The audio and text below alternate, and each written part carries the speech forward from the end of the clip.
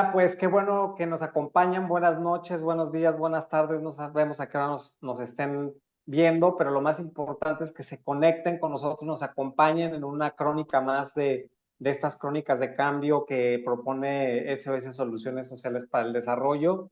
La idea es que ahorita les podamos compartir pues esta situación más personal, digamos, de vivencia más personal, sabiendo que nosotros trabajábamos y seguimos trabajando el tema de cambio de comportamiento ahora desde otras áreas, desde otros espacios, pero en ese momento Marisa, Alan y yo estuvimos muy inmersos sobre todo en América del Sur, estuvimos y en Centroamérica, Marisa también trabajando mucho, México. Pero bueno, ya no les voy a spoilear más el tema de hoy, sino ya voy a entrar directo. Y antes de que sigamos, yo quiero darles la bienvenida a Marisa Anzueto, directora de SOS, y Alan Hiss, que es nuestro queridísimo amigo, que está desde Ecuador conectado. Marisa está en Guadalajara y su servidor, Namir Nava, que también soy pues especialista en cambio de comportamiento social. Estoy en SOS y también estoy en otra organización en Senegal. Por si no me vieron mi camisa senegalesa, bueno, aquí la estoy llevando el día de hoy. Y sí la vi, ¿eh? Pero Sí Sí, la bueno, la vi. hola vimos. Alan y hola Marisa, ¿cómo Hola, están? hola, Hola, muy mi. contentos de estar aquí de nuevo en esta mesa. Qué Para bueno, mí pues también. como les decía, la otra vez ya empezamos y la verdad es que nos faltó tiempo.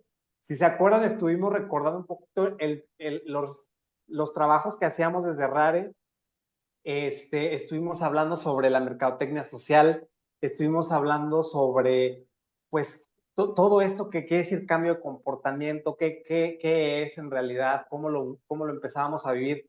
Pero yo quiero que otra vez, por favor, vayamos un poco hacia atrás y contemos, si bien esto de las teorías pues está muy bien en los libros y en lo que aprendemos y en lo que nosotros incluso les compartimos a los coordinadores en su momento. Alan estuvo muy metido en la parte cuantitativa, él desarrolló unos webinarios padrísimos que después nos compartió incluso ya en otros equipos en Colombia para cómo hacer encuestas, que por cierto, si ustedes de repente necesitan por ahí apoyo en ese sentido, no duden en contactarlo, por aquí vamos a poner los datos de él. Pero creo que en ese sentido, Marisa pues apoyó muchísimo en el tema de la educación ambiental, incluso ella se graduó de su maestría en la Universidad de Guadalajara, aportando ideas de todo lo que se estaba haciendo en RARE y sobre todo nutriendo a RARE después con su investigación, dándole un montón de herramientas. Yo estuve trabajando un poco en la parte también cualitativa, desarrollando los talleres, desarrollando todas estas herramientas que les pudieran a los chavos, pues trabajar la parte cualitativa de los proyectos. Pero a ver, yo les pregunto a ustedes dos, Marisa y Alan, desde su vivencia personal, todo eso lo vimos en los libros, en los webinarios, en las sesiones, se veía muy... Oh, se nos fue Namir, creo. Pero bueno, creo que entendiendo un poco la pregunta de Namir en lo que regresa Alan, si estás, Sí, es, sí. creo que un tema interesante son las famosas teorías de cambio que en RARE se inició, bueno, iniciamos con eso, pero se tenía esta cuestión como muy lineal, ¿no? O sea, era como, si pasa esto o si damos conocimientos en esto, entonces tendría que mejorar la actitud y si los hacemos compartir entre los pares, entonces tendría que suceder esto. Y o sea, era como muy lineal. Y creo que eso era muy complicado en términos en el campo, porque había situaciones en las que se asumía que iba a suceder en tal tiempo, pero Sí. resultaba que no estaba en tal tiempo o se presentaba la oportunidad antes de tiempo. Entonces te quedabas en la duda si lo hacías porque no sabías si en el futuro te ibas a, ya no iba a haber esa oportunidad, ¿no? Entonces creo que esa era una complicación muy fuerte para las organizaciones, de cómo superar y qué decisiones tenía uno que tomar en ese momento, ¿no? Sí, totalmente. El reto nuestro era siempre buscar la manera en apoyar a nuestros colegas en las comunidades, o sea, que trabajan a nivel del campo, de cómo aterrizar todo lo que ellos aprendían con nosotros a nivel teórico ¿Cómo iban a aterrizar esto a nivel del terreno, en las comunidades, con un montón de actores clave que en muchas ocasiones no estaban del todo abiertos al tema del cambio de comportamiento? Muchos actores locales estaban sospechosos, eh, muchas veces desconfiaban del proyecto porque no entendían bien sus motivos, no entendían bien la motivación de los famosos coordinadores de campaña.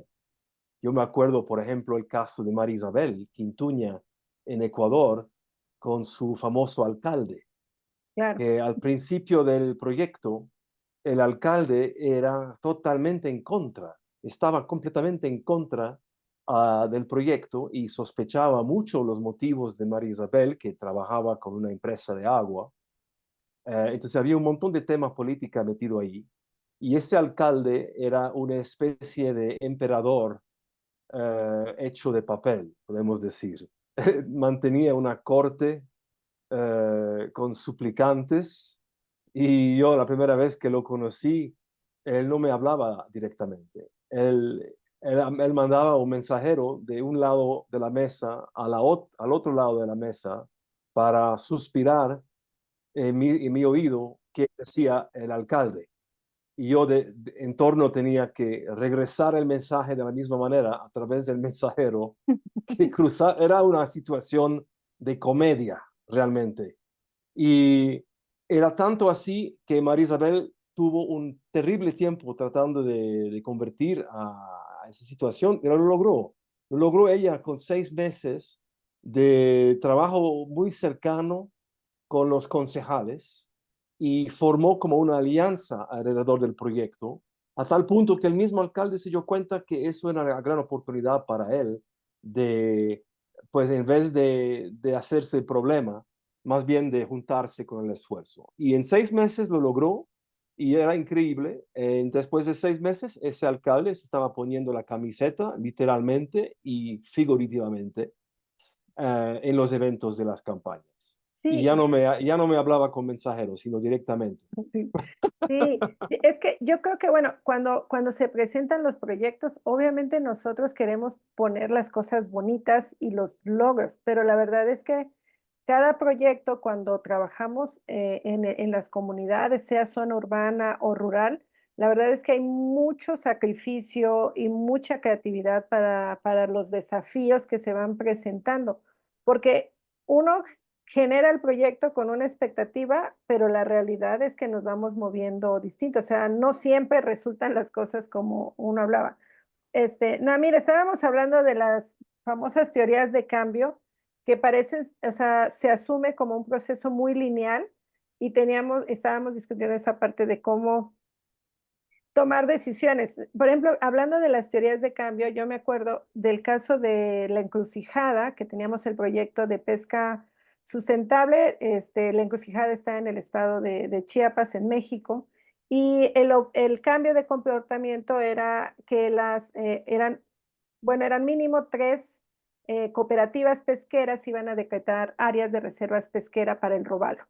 Y y resulta que dentro del proceso de la teoría de cambio decía que una manera de hacer remoción de barreras era la construcción o como la reestructuración de sus reglamentos de pesca, pero tenía que pasar ciertas condiciones para que fuera al Instituto de Pesca, quienes son los que validan ese reglamento. Entonces, en la famosa teoría de cambio, eso iba como en el paso, bueno, sí, era como en el paso 6 y en la temporada del mes 11, 12, ¿no? Pero se da la situación de una actividad, bueno, de una reunión en donde va a estar presente el INAPESCA y se dan cuenta que eso tiene que salir ya, o sea, porque de aquí que vuelvan a reunir a toda la gente del INAPESCA para ese tema. Y entonces me acuerdo que el coordinador, que es Ramón Flores, decía, ¿qué hacemos? ¿Lo hacemos? ¿No lo hacemos? O sea, ¿sabes qué? Yo lo voy a hacer, ¿no? Y me acuerdo que yo dije, no hay que informar esto porque no, o sea, es algo que tenía que haber sucedido meses en el futuro, no ahorita. Pero Y le digo, nunca me dijiste que hiciste esto, porque no se sabía si eso podía afectar al supuesto que tú marcas en la teoría de cambio, ¿no? Entonces, eso eran como los conflictos que a veces pueden suceder, ¿no?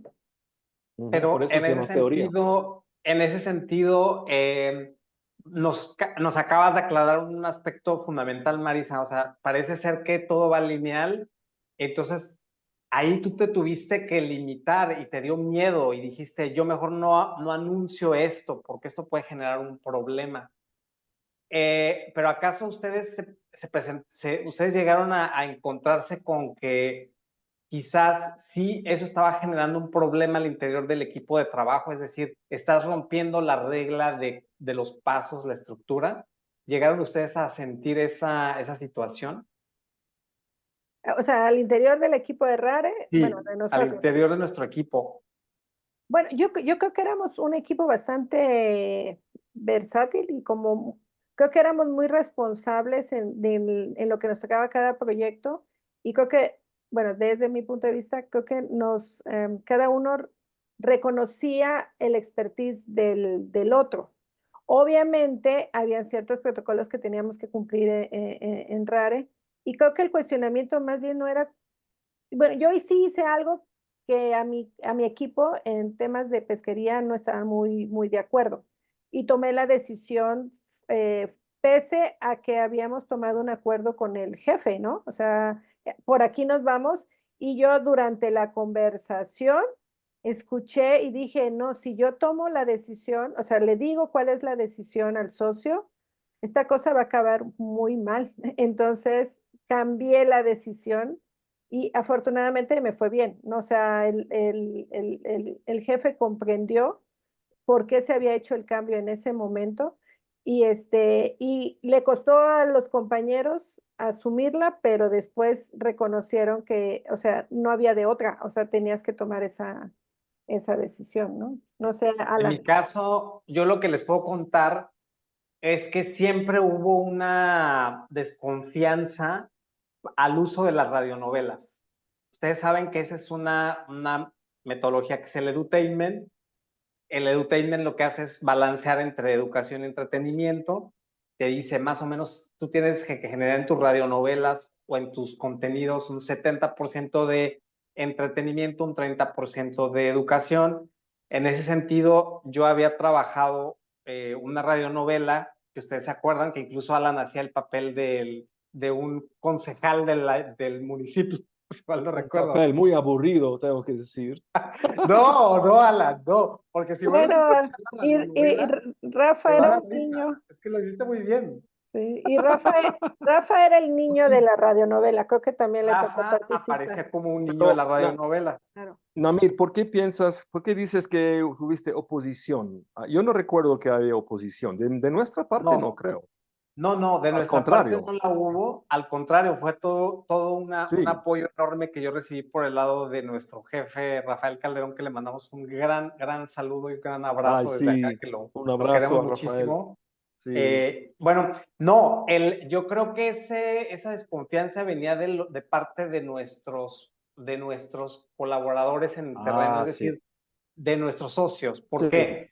Porque creo que veían estas herramientas como poco serias o las veían como que sí, no tenían mayor impacto, no iban a tener mayor. sí. Entonces, yo recuerdo el caso, no les voy a decir el nombre de ese socio, pero sí fue en Perú que yo me encontré con una directora de una ONG que estaba totalmente En contra. reacia a trabajar, a usar este material.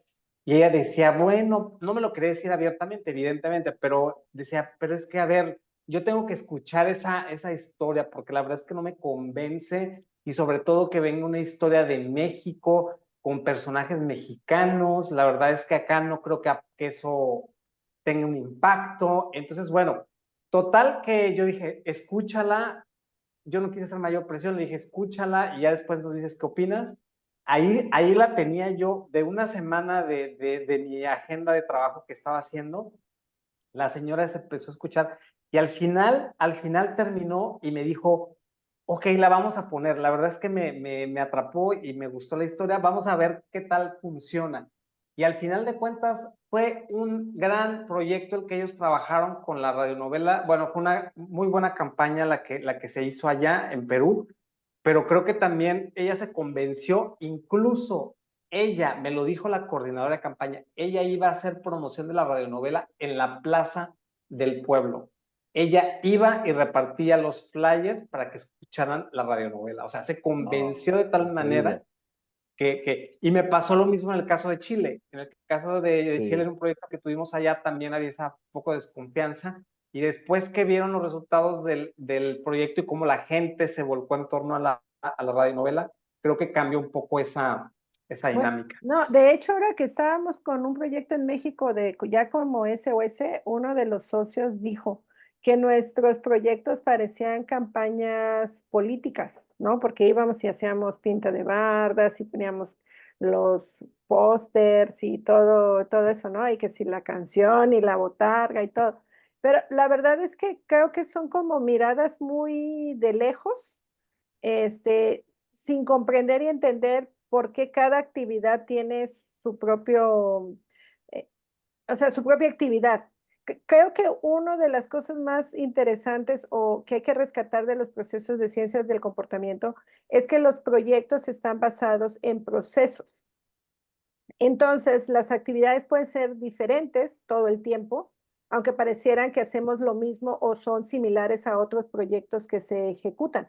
Pero nosotros estamos trabajando bajo un principio de proceso con una claridad en la meta hacia donde vamos a llegar y que esa meta puede estar, sí, planificada en 12 meses, 18 meses, pero al final nosotros podemos medir el proceso, vamos viendo si vamos llegando a esa meta o en dónde nos estamos Uh -huh. quedando. Y ahorita, Sí, entonces creo que eso sí habría que rescatar, porque entonces, justo ayer tenía una discusión con un, Marisa, perdón, te tengo que interrumpir porque se nos va el tiempo, pero tu conclusión es esa. Estos sí. son procesos, no son recetas. Alan, ¿cuál es tu conclusión, por favor? que sí, los procesos al final se van implementando y se van mejorando con la misma implementación. Esa es la conclusión que yo recuerdo de esta época y hasta hoy, ¿no? Uno puede tener un proceso, pero lo va implementando, eso va mejorando mismo lo que uno va entendiendo y el proceso básicamente no está hecho en piedra. Y eso es Claro, algo muy sano. claro. Yo iba para allá. Mi conclusión sería que no tenemos recetas, todo depende del contexto, todo lo Totalmente. contextualizamos y por ende va a haber cambios, va a tener que ser las cosas diferentes, cada proyecto va a ser una cosa diferente. Pero bueno, les agradecemos muchísimo. SOS Social Solutions está en Facebook, estamos también en YouTube y para que pues nos sigan y sigan por supuesto estas crónicas que son súper interesantes, que les podamos compartir un montón de cosas y ojalá que tengamos otro espacio para seguir hablando de estas vivencias que hemos vivido, pues vivencias que hemos vivido, valga la redundancia, en los diferentes países en América del Sur a través de las ciencias del comportamiento. Gracias, gracias por haberse conectado, saludos, cuídense mucho y estamos en contacto.